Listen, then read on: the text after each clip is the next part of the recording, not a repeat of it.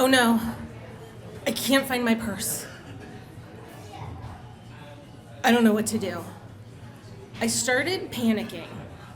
It was Saturday morning, and my roommate had just returned from spending the night with her boyfriend. And she was ready for us to go with a group of other girls in the dorm to breakfast. But I couldn't find my purse. And because I couldn't find my purse, I didn't have my wallet.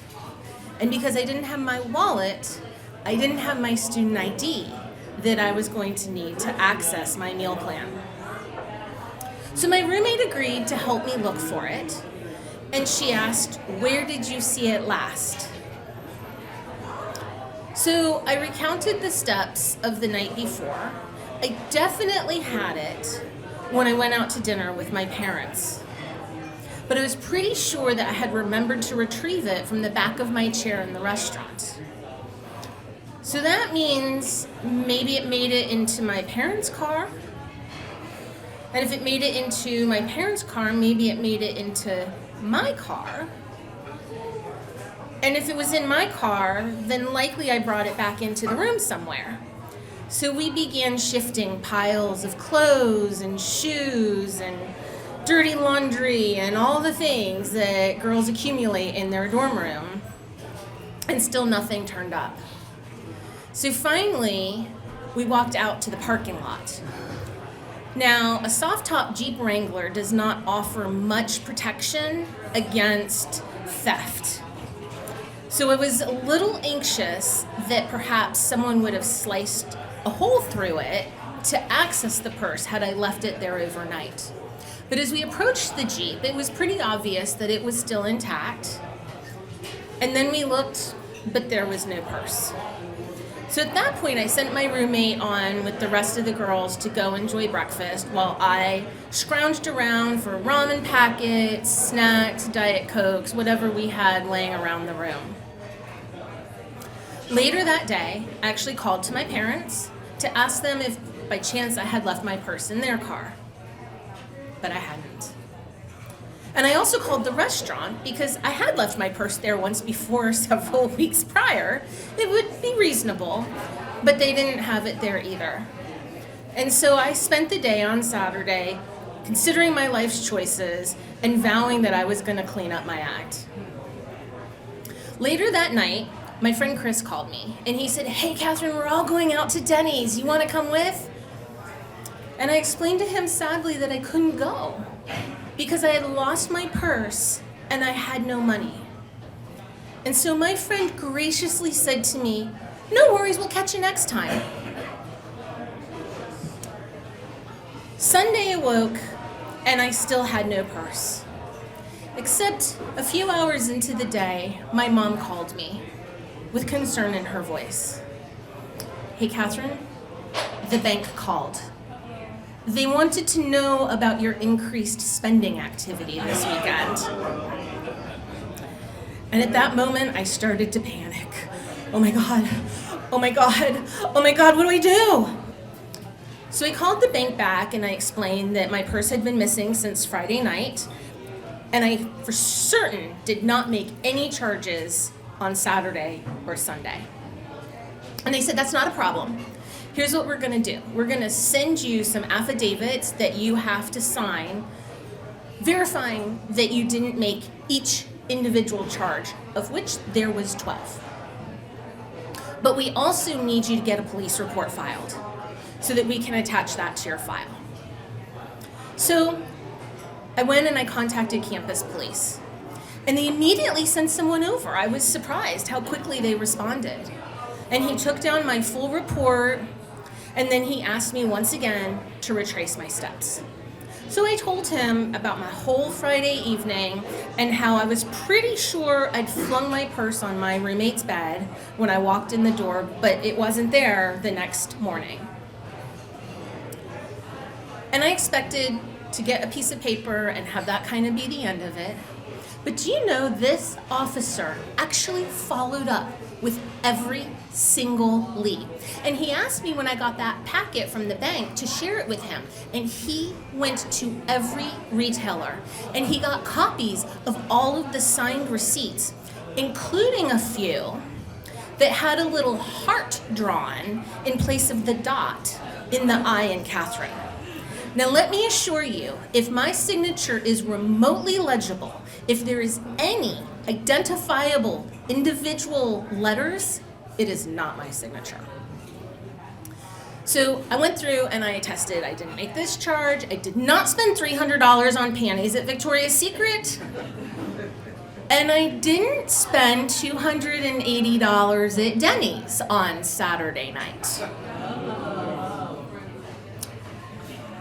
So the officer actually went to all the retailers. Some of them had video. He also contacted my parents, the restaurant, and he went over to the dorm of my friend Chris. Because Chris had come over Friday night after my dinner with my parents to listen to some music, play some cards, have a few drinks. When he got to Chris's dorm, Chris wasn't there, but his roommate was. And also in that room, all over the walls, were dozens of street signs.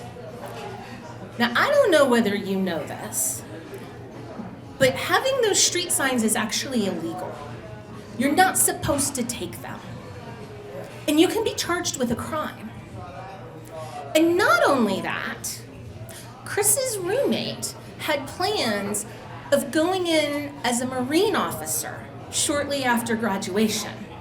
And having a criminal record was going to destroy his future. So when the police officer explained this conundrum to Chris's roommate actually managed to remember seeing the purse. And he also remembered a trio going on a weekend-long shopping binge.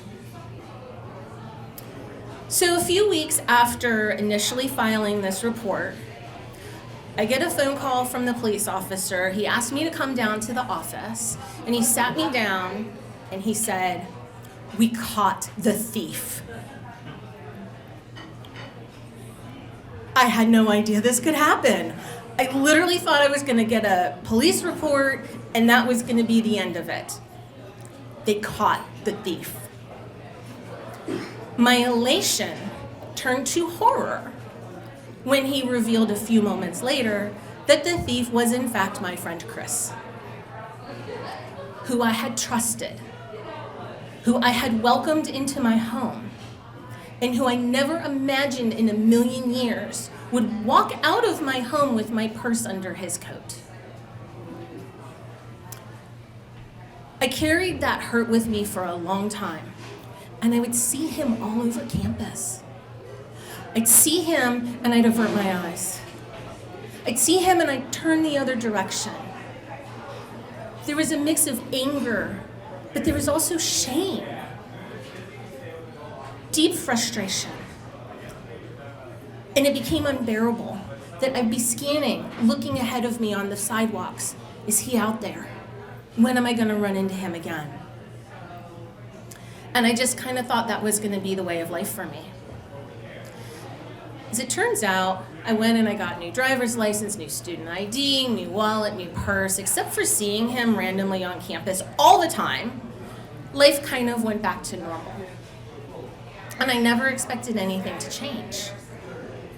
Also, I should point out the credit card company nicely returned those charges to my account so that I was not responsible for the over $2,000 that he had racked up at their expense. Which is why I wasn't really expecting to receive a summons to go to court. And of course that made me nervous. I was gonna have to face him. I was gonna have to look at him in a courtroom and tell my story. If I couldn't even make eye contact with him on a sidewalk, how on earth was I gonna stand in a courtroom and reveal my shame? But the attorney and the police officer worked with me, and they prepped me so that I could gain the confidence, so that I would feel comfortable up there, speaking the truth, the whole truth, nothing but the truth. As I looked forward to that day, suddenly I was like, I can do this. This is gonna be my moment to take back justice.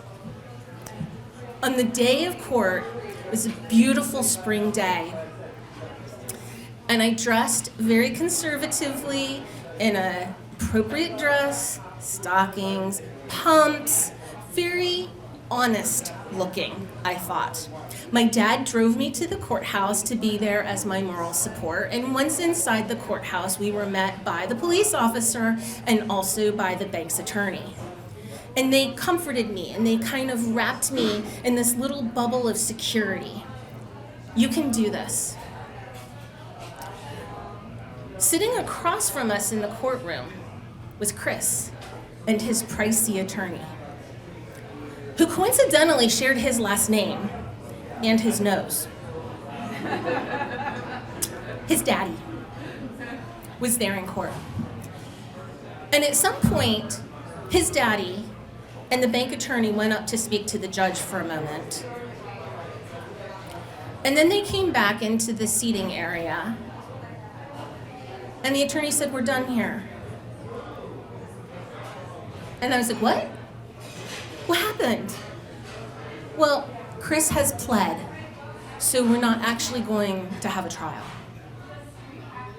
"But no, I haven't spoken yet. This is my turn to take justice back for myself." "I'm sorry, they're not going to hear the case. He's pled." And so, despite being dressed, despite being prepped, despite being ready, I had to leave with my truth unspoken. Back on campus, the next semester, I continued to see Chris around here and there. In fact, throughout the next year. That spring, after the end of classes, I went down to Myrtle for Beach Week with a bunch of my friends. And we may have partied a little bit. One night, midway through the week, we walked into a bar. It was still early in the evening, so it wasn't that crowded, but I already had a nice little buzz going. And there, all the way across the room, I saw Chris there with some of the frat guys. And they were chatting up a group of girls. And I don't know what possessed me. It came over me so quickly. I strode across that bar, and I walked right up to him, and I was like, "Hi! Remember me? I'm the one whose purse you stole and charged $2,000. Oh, girls, forgive me. Did I interrupt your conversation? Did you check to make sure you still have your purses? Bye now." And I left. And I walked back to my friends. That bar was dead. We didn't stick around much longer after that. But I'm so thankful we went in there, because finally, I got my day in court.